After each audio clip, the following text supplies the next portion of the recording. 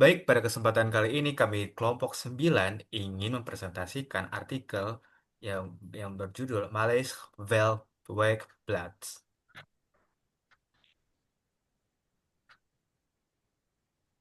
Baik, saya sendiri Yusuf Maulud Kristianto Tarigan. Saya Aldrin Rizky Abdullah Jibran. Saya Risma Mutia Vandayu. Dan saya Denis Julian Sitompul. Oke, next slide. Baik, di bagian ini saya akan menjelaskan latar belakang penelitian kami. Pers di Hindia Belanda mulai berkembang pada abad ke-19. Dan pada masa itu, media masih sangat didominasi oleh surat kabar berbahasa Belanda dan Tionghoa. Salah satu contohnya adalah De Lokomotif, yang terbit di Semarang pada tahun 1851. Saat itu, kaum pribumi belum mempunyai akses atau modal untuk mendirikan media sendiri. Baru pada tahun 1903, R.M. Tirto Adi Suryo meluncurkan Sunda Berita, mingguan berbahasa Melayu pertama yang sepenuhnya dikelola oleh pribumi. Ini menjadi tonggak pentingnya lahirnya pers nasional.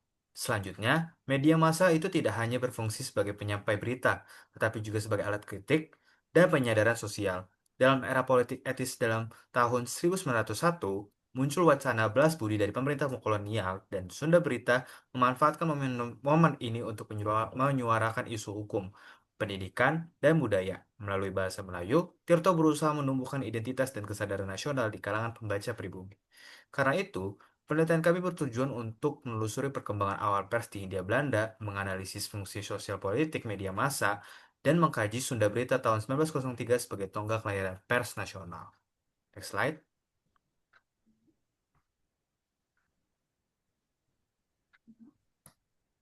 Sunda Berita terbit pada 1903 dan diterbitkan oleh G. Kolff Co. dengan redaktur utama R.M. Tirto Adi Suryo. Surat kabar ini berlokasi di Cianjur dan Batavia dan menjadi pelopor media berbahasa Melayu yang dikelola oleh pribumi. Sementara itu, The Lokomotif terbit jauh lebih awal yaitu 1856. Juga oleh penerbit yang sama, namun dipimpin oleh J. Van Haften dan berpusat di Semarang. Berbeda dengan Sunda Berita, media ini mewakili suara kaum Eropa dan menjadi corong utama pemerintahan kolonial. Kedua surat kabar ini lahir dalam konteks politik etis 1901, yaitu kebijakan kolonial Belanda yang berfokus pada tiga hal: pendidikan bagi pribumi, pembangunan irigasi, dan program migrasi penduduk. Dampak dari kebijakan ini adalah meningkatnya literasi dan kesadaran sosial di kalangan pribumi. Dari sinilah kemudian muncul pers seperti Sunda Berita yang berfungsi sebagai sarana edukasi dan kritik terhadap ketidakadilan kolonial.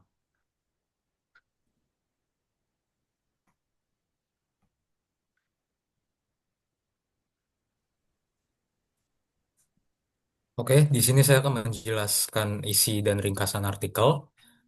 Majalah ini diterbitkan oleh firma G. Kolff dan Co. di Batavia.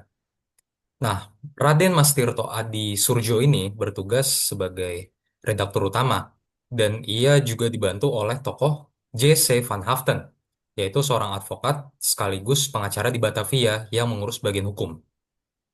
Nah, isi dari majalah Sunda Berita ditulis dalam bahasa Melayu yang sederhana agar masyarakat umum bisa dengan mudah memahaminya. Nah, dengan gaya bahasa yang ringan, majalah ini bisa dibilang berhasil menjangkau pembaca dari kalangan pribumi. Nah, untuk harga langganannya itu pun juga bisa dibilang murah, yaitu 7,5 gulden per tahun, 4 gulden untuk setengah tahun, dan 2,5 gulden untuk 3 bulan. Isi dari majalah-majalah ini berfokus pada isu sosial dan juga pemerintahan kolonial, yang dimana itu tuh memperlihatkan bagaimana media mulai digunakan sebagai alat untuk menyampaikan pandangan masyarakat terhadap keadaan kolonial. Next slide.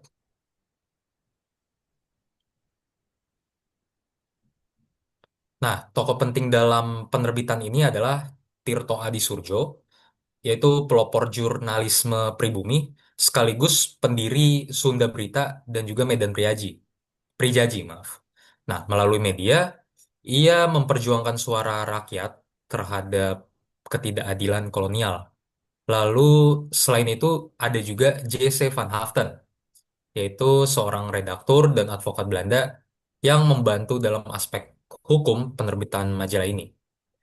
Kemunculan Sunda Berita ini menjadi tonggak penting dalam sejarah pers Indonesia karena menandakan awal munculnya kritik terbuka terhadap kebijakan kolonial.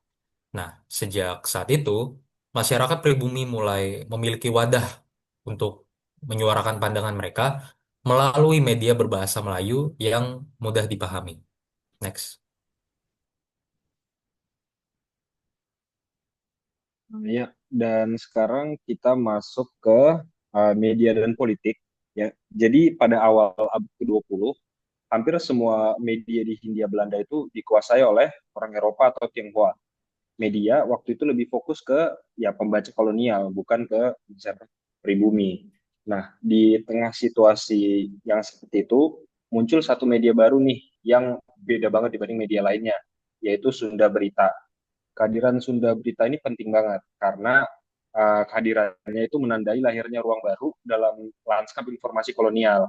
Kalau sebelumnya suara pribumi hampir nggak kedengeran nih lewat media ini, mereka akhirnya punya wadah baru nih buat bicara dan menulis dari sudut pandang sendiri.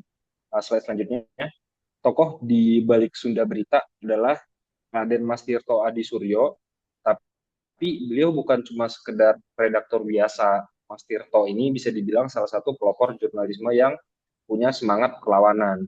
Dia menggunakan media bukan hanya buat menyebarkan berita, melainkan juga untuk menyebarkan gagasan.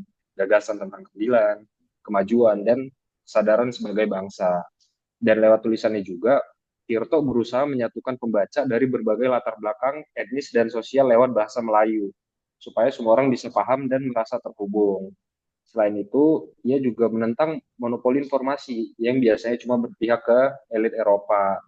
Jadi media di tangannya bukan cuma alat komunikasi, tapi juga alat pencerahan.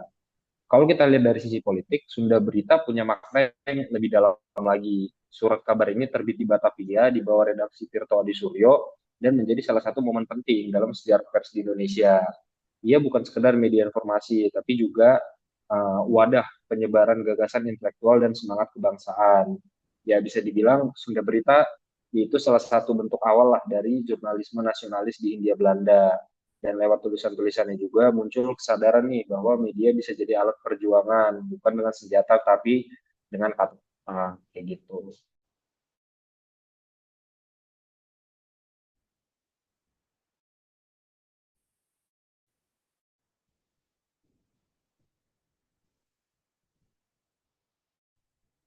Nextnya bisa lanjut kesimpulan.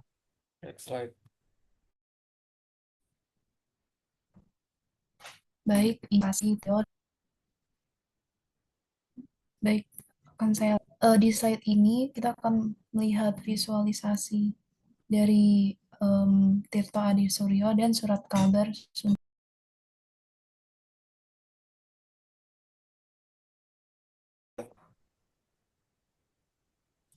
Baik, pada slide kali ini saya akan menjelaskan mengenai visualisasi yang di sebelah kiri ada potret Raden Mas Tirto Adi Suryo atau sosok yang sering dijuluki sebagai Bapak Pers Nasional Indonesia. Lalu di sebelah kanan ada tampilan dari surat kabar Sunda Berita atau koran mingguan berbahasa Melayu yang diterbitkan pada tahun 1903. Lalu untuk kesimpulan, Sunda Berita tahun 1903 yang didirikan oleh Raden Mas Tirto Adi Suryo merupakan tonggak sejarah penting sebagai surat kabar mingguan berbahasa Melayu pertama yang diterbitkan oleh pribumi. Kemunculannya menandai perlawanan awal terhadap dominasi media kolonial. Jadi, surat Sunda Berita bukan sekadar koran, melainkan monumen nasional yang pribumi dan salah satu pilar awal dalam perjuangan menuju kemerdekaan intelektual dan politik bangsa kita. Sekian presentasi dari kelompok 9 mengenai Sunda Berita dan Raden Mas Tirto Adi Suryo. Terima kasih.